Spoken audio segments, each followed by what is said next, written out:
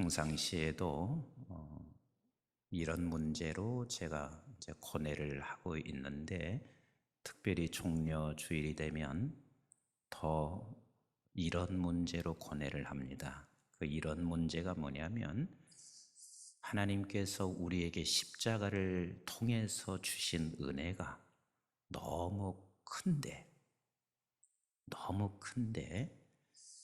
그렇게 큰 은혜를 받은 나로서 이 세상을 그 은혜 받은 자처럼 살아갈 수 없는 내 자신, 그래서 이것 가지고 늘 싸워요. 내가 얼마나 큰 은혜 받았는지는 알기 때문에 그걸 가지고 싸우고, 특히 종려 주일이 되면 더 그 문제로 제 자신이 싸우곤 합니다. 여러분들께서 얼마나 큰 은혜 받으셨는지 여러분들이 아시잖아요. 근데 이것조차 알지도 못하고 그렇게 큰 은혜를 받았음에도 불구하고 우리는 십자가를 굉장히 헛되게 만들고, 우리 예수님께서 십자가를 짊어지시고 간 그 십자가를 부끄럽게 하는 게 딴 게 아니에요. 그 십자가를 통과하면서 우리에게 주신 은혜가 얼마나 큰지를 깨달아 그 은혜에 반응하며 살아가는 저와 여러분들이 되시기를 원하시고 계세요. 이 자리에 계신 그 어떤 한 분도 예배에 참여한 모든 분들, 이미 우리 주님께서 십자가의 죽음을 통과해서 우리에게 부활의 생명을 주신 그 큰 은혜를 받은 분이 아니고는 이 자리에 앉아 계실 수 없어요. 예배할 수가 없어요. 그런 은혜를 저와 여러분들에게 주셨습니다. 이 값진 은혜를 받은 우리에게 우리가 한 일은 아무것도 없어요. 이 엄청난 은혜를 받았지만 내가 한 일은 아무것도 없어요. 우리 한번 이사야서 53장 너무 잘 알고 있는 말씀이지만, 하나님께서 이 은혜를 주시고 얼마나 기뻐하셨는지 조금 길지만 함께 읽어봐요. 자, 시작. 우리가 전한 것을 누가 믿었느냐? 여호와의 팔이 누구에게 나타났느냐? 그는 주 앞에서 자라나기를 연한 순 같고 마른 땅에서 나온 뿌리 같아서 고운 모양도 없고 풍채도 없은즉 우리가 보기에 흠모할 만한 아름다운 것이 없도다. 그는 멸시를 받아 사람들에게 버림받았으며 간고를 많이 겪었으며 질고를 아는 자라. 마치 사람들이 그에게서 얼굴을 가리는 것 같이 멸시를 당하였고 우리도 그를 귀히 여기지 아니하였도다. 그는 실로 우리의 질고를 지고 우리의 슬픔을 당하였거늘 우리는 생각하기를 그는 징벌을 받아 하나님께 맞으며 고난을 당한다 하였노라. 누구가 그렇게 하셨죠? 예수 그리스도세요. 자, 우리 5절 시작. 그가 찔림은 우리의 허물 때문이요 그가 상함은 우리의 죄악 때문이라. 그가 징계를 받음으로 우리는 평화를 누리고 그가 채찍에 맞음으로 우리는 나음을 받았도다. 믿으시면 아멘. 6절 같이 봅니다. 시작. 우리는 다 양 같아서 그릇 행하여 각기 제 길로 갔거늘 여호와께서는 우리 모두의 죄악을 그에게 담당시키셨도다.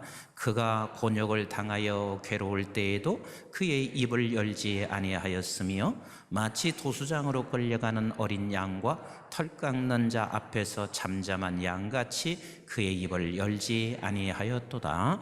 그는 곤욕과 신문을 당하고 끌려갔으나 그 세대 중에 누가 생각하기를 그가 살아있는 자들의 땅에서 끊어짐은 마땅히 형벌 받을 내 백성의 허물 때문이라 하였으리요. 그는 강포를 행하지 아니하였고 그의 입에 거짓이 없었으나 그의 무덤이 악인들과 함께 있었으며 그가 죽은 후에 부자와 함께 있었도다. 여호와께서 그에게 상함을 받게 하시기를 원하사 질고를 당하게 하셨은즉 그의 영혼을 속건제로 드리기에 이르면 그가 씨를 보게 되며 그의 날은 길 것이요 또 그의 손으로 여호와께서 기뻐하시는 뜻을 성취하리로다. 우리 예수님께서 속건 제물이 되셔서 십자가의 죽음을 통과함으로 우리 주님의 그 고통과 아픔이 크지만 주께서 이렇게 말씀하세요. 우리 11절 같이 봐요. 시작. 그가 자기 영혼에 수고한 것을 보고 만족하게 여길 것이라. 우리 주님이 그 십자가의 길을 걸어가셨지만 내가 그것을 통해서 만족하다. 이 고통을 겪은 예수님은 만족하다. 왜요? 같이 읽습니다. 시작. 나의 의로운 종이 자기 지식으로 많은 사람을 의롭게 하며 또 그들의 죄악을 친히 담당하리로다. 그러므로 내가 그에게 존귀한 자와 함께 몫을 받게 하며 강한 자와 함께 탈취한 것을 나누게 하리니 이는 그가 자기 영혼을 버려 사망에 이르게 하며 범죄자 중 하나를 헤아림을 받았음이라. 그러나 그가 많은 사람의 죄를 담당하며 범죄자를 위하여 기도하였느니라. 우리 주님께서 그 고통의 십자가를 걸어가시면서도 본인이 기쁨이 되고 이 수고로움이 수고롭다, 고통으로 여기지 않으셨던 그 이유는 저와 여러분들에게 의로운 생명 주셨기 때문에 그렇습니다. 이건 세상과 비교할 수 없는, 그 어떤 것과 비교할 수 없는 가장 큰 것을 우리가 받았단 말이에요. 그런데 이 큰 것을 받는 과정에 내가 한 일은 아무것도 없습니다. 혹시 우리는 이 말씀 때문에 그래도 내가 이것 정도는 했지 하실 수 있습니다. 우리 한번 로마서 3장 24절부터 같이 볼까요? 시작. 그리스도 예수 안에 있는 속량으로 말미암아 하나님의 은혜로 값없이 의롭다 하심을 얻은 자 되었느니라.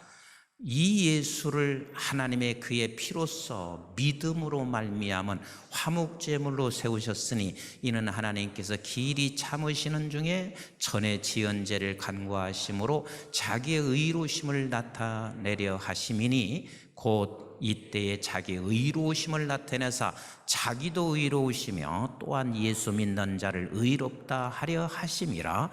그런즉 자랑할 때가 어디냐? 있을 수가 없느니라. 무슨 법으로냐? 행위로냐? 아니라 오직 믿음의 법이로니라. 그러므로 사람이 의롭다 하심을 얻은 것은 율법의 행위에 있지 않고 믿음으로 되는 줄 우리가 인정하노라. 이 엄청난 영생의 생명을 값없이 받았는데 오늘 이렇게 로마서에서 말씀하죠. 믿음으로 말미암아. 그러니까 우리는 혹시 그렇지, 그래도 내가 한 일이 있지.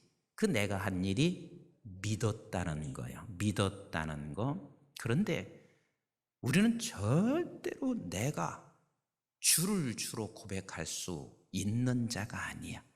왜? 완전히 부패된 자요. 완전히 죽은 자예요. 그래, 어떻게 죽은 자가 하나님을 보고 하나님이 나의 주인이요 왕이시라고 고백할 수 있는 자가 있겠어요? 그래서 에베소 2장 8절에 이렇게 말씀하시는 거 아니겠어요? 시작. 너희는 그 은혜에 의하여 믿음으로 말미암아 구원을 받았으니 이것은 너희에게서 난 것이 아니요 하나님의 선물이라. 그래서 내가 내 입으로 주는 그리스도시요 살아계신 하나님의 아들이세요, 주님은 나의 주인이세요, 왕이시요, 그렇게 고백할 수 있었던 것은 먼저 우리에게 생명을 주셨기 때문에 그렇습니다. 그래서 생명을 얻은 우리는 그때 내 입에서 주는 내 왕이십니다, 내 주인이십니다, 이렇게 고백했으니 네가 믿음으로 말미암아 구원받은 것이, 그 믿음이 어디서 온 것이냐면 이미 너에게 생명의 선물을 주셨기 때문에 네가 그리 고백할 수 있는 거야 라고 말씀하시고 계신 거예요. 이런 은혜가 저와 여러분들에게 이미 임한 거예요. 이게 얼마나 큰 은혜냔 말이에요. 오늘 본문은 자칫 잘못 이해하면 이렇게 생각할 수 있어요. 7절부터 11절까지는 우리 예수님께서 우리에게 삶을 살아가는 지혜 정도로 생각할 수 있어요. 야, 청함을 받았냐? 그럼 청함 받았으면 어떤 사람이 청함 받았는지 몰라. 너보다 더 세상에서 지위가 있거나 세상에서 높은 자리에 있을 수 있는 사람이 청함 받았는지 몰라. 그러니까 차라리 너가 어떤 곳에 청함 받았으면 가장 낮은 곳으로 가라. 그래서 혹시나 너보다 위 사람이 청함 받아서 네가 높은 자리에 앉았다가 물러나고 하지 말고, 그럼 얼마나 그게 부끄러운 일이냐. 그러니까 처음부터 낮은 자리로 가라. 그러니까 우리는 이렇게 생각해요. 아, 겸손을 얘기하는구나. 삶을 살아갈 수 있는 지혜 정도로 이 본문을 이야기해요. 그리고 또 12절부터 14절은 무슨 얘기예요? 네가 사람을 청할 때 저들이 너에게 다시 청해서 갚아줄 수 있는 사람을 청하지 말고 가난한 자, 맹인, 그리고 저들에게 갚을 수 없는 자를 초청해라. 그러면 우리는 저 사람이 나에게 다시 손 대접해 준 사람이 손 대접하지 말라는 얘기인가요? 우리는 대접했으면, 대접받았으면 우리 대접해 주는 게 그게 마땅한 일 아니겠어요? 그러면 우리는 가난한 자, 아무것도 대접할 수 없는 자만 초청하라는 얘기인가요? 그런 얘기가 아니에요. 여기서 지금 두 번째 단락에서도 말씀하시는 그 말씀의 요지는 뭐냐면, 너 누구를 대접하고 대접받을 생각을 할 필요가 없어. 왜냐하면 너는 이미 그에게 대접을 받지 않아도 받은 은혜가 너무 커. 지금 이것을 설명하고 싶으신 거란 말이에요.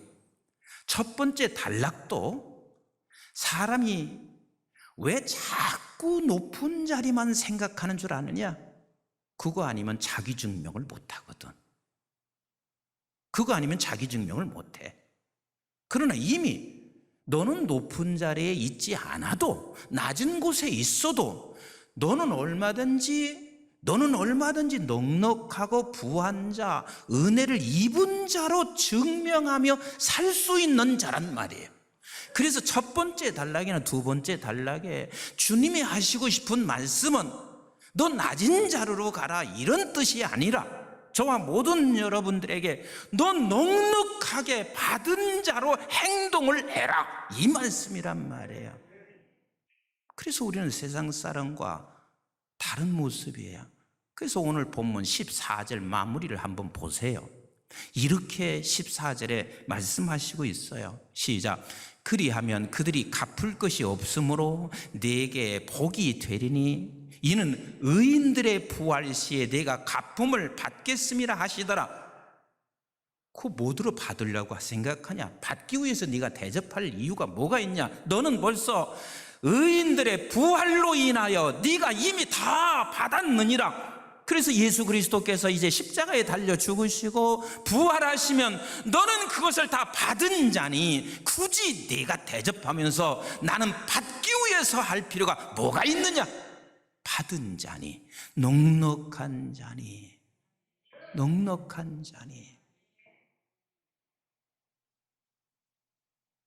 근데 예전에 과거의 목회자들은요, 목회하는 자체가 가난이야. 먹고 살 길이 없어. 지금의 목회자들처럼 어느 정도 책임지는 게 아니라 정말 먹고 살 길이 없고 아무도 알아주지 않아. 그런데 그 길을 간 이유가 뭔 줄 아세요? 이유는 딱 한 가지요. 예수 그리스도의 십자가 죽음을 통로로 부활 생명을 얻은 이 놀라운 은혜 때문에 간 거예요. 결국은 교회나 목회자나 오늘 이 시대도 그 은혜 속으로 들어가지 아니하면 모든 사람을 힘들게 해요. 목사든 장로든 권사든 집사든 그 어떤 누구도 이 복음의 은혜를 내가 분명히 알고, 그래서 이 복음 때문에 녹록해지지 않잖아요. 그럼 작은 것 가지고 사람 너무 힘들게 해. 왜 내 순서 뺐냐? 왜 내가 뒤에 있냐? 그것 때문에 너무 힘들어요. 저와 여러분들은 이미 엄청난 은혜를 받은 사람들입니다. 사도 바울 보세요. 그도 세상의 모든 것을 얻기 위하여 누구보다도 노력한 사람 아니에요. 그래서 정말 이 세상의 모든 것을 다 얻었잖아요. 그런데 그 얻은 사도 바울이 뭐라고 말을 하고 있는 줄 아세요? 예수를 얻고 나니까 그분이 이렇게 말해요. 내가 그토록 평생을 얻기 위해서 달려갔던 모든 것이 다 배설물이라, 배설물이라, 배설물이라. 얼마나 예수 그리스도 얻은 것이 그에게 컸으면, 이 내게 주신 예수로 말미암아 얻은 영원한 영생이 얼마나 컸으면 그토록 평생을 잡기 위해서 갔던 모든 것들을 배설물처럼 그렇게 여길 수 있었겠나? 이게 바울에게만 주어진 은혜가 아니라 바울에게 준 영원한 영생의 상속이 우리에게도 동일하게 그 십자가의 죽음을 통해서 우리에게 주어졌다는 사실을 믿으시면 아멘, 믿으시면 아멘. 저는 사실 목회하면서 제가 이 말씀 때문에 굉장히 부담을 가졌어요. 어떤 말씀이냐면 마태복음 19장 29절 말씀인데 한번 같이 보실래요? 시작. 또 내 이름을 위하여 집이나 형제나 자매나 부모나 자식이나 전토를 벌인 자마다 여러 배를 받고 또 영생을 상속하리라. 그냥 일반 성도면 그냥 지나칠 수 있을지 모르겠어요. 그런데 목회를 하는 저에게는 너 전투 버려, 형제 버려, 부모 버려, 자식 버려. 이게 저에게는 큰 부담이었어요. 왜? 어떻게 부모를 버려요? 어떻게 형제 버려요? 어떻게 자식 버려요? 그런데 어느 날 제가 이 말씀을 깨닫고 자유함을 얻게 됐고, 그리고 이 말씀을 하시는 이유가 너 억지로 버리라, 이것을 말씀하시는 게 아니에요. 얘야, 네 형제나 네 부모나 네 자식보다 내가 받은 은혜가 얼마나 큰지 지금 주님은 그걸 말씀하시고 있는 거예요. 영생을 상속받았다 하는 것은 내 처자식보다 더 큰 것이라는 것을 주께서 말씀하시는 거예요. 왜? 마태복음 19장 16절에 보면 부자 청년이 주님 앞에 와서 어떻게 선을 행해야 내가 영생을 얻을 수 있습니까? 묻잖아요. 그러니까 우리 주님께서 하시는 말씀이 선한 게 어디가 있어? 선한 분은 한 분밖에 없어. 그분이 하나님이시란다. 그러면 그분의 말씀을 따라라, 계명을 따라라 그랬어요. 그러니까 이 부자 청년이 그 계명이 뭐예요? 그 10계명을 쭉 얘기했어요. 그랬더니 이 부자 청년이 하는 말이 뭐라고 해요? 나 다 그거 이루었어요. 그러니까 우리 주님께서 하시는 말씀이 뭐라고 합니까? 네가 가진 거 많으니까 그거 팔아서 가난한 자에게 나누어 주라. 이것도 얼마나 부담스러운 얘기예요. 여러분, 오늘 제가 이렇게 말했어요. 여러분, 집 팔아서 다 나눠주세요. 한 사람도 순종할 사람도 없지만 나부터도 어렵고 다 부담스러운 얘기 아니에요. 주님이 지금 하시고 싶은 말씀이 뭔 줄 아세요? 너에게 네가 가질 영생은 네가 가지고 있는 전 재산은 지극히 작은 것이야. 지금 영생에 관한 이야기를 하시면서 주님이 하시는 말씀은 너에게 가지고 있는 네가 받은 이 영생은 이게 얼마나 큰지를 네가 알기를 원한다 해서 이걸 대비시켜서 지금 말씀하시는 거 아니에요. 우리 주님이 오늘 저와 여러분들에게 그리고 나서 이 말씀을 하시고 그리고 30절에 이렇게 말씀하시는 거예요. 우리 30절 같이 읽어볼까요? 시작. 그러나 먼저 된 자로서 나중되고 나중된 자로서 먼저 될 자가 많으리라. 이게 무슨 뜻인 줄 아세요? 자꾸 먼저 된 자는 옛날 오래된 신앙, 아니 그런 소리 아니에요. 지금 여기서 말씀하시는 것은 따라서 합시다. 반전이다. 반전이다. 반전이란 말이에요. 누가 영생을 상속받은 사람은 우리에게 반전이 일어난 거예요. 완전히 뒤집혀진 거란 말이에요. 이게 저와 여러분들이 가지고 있는 영생의 상속이란 말이에요. 이 반전이 일어났어요. 그래서 성경에 이렇게 말씀하잖아요. 고린도후서 5장 17절 같이 봐요. 시작.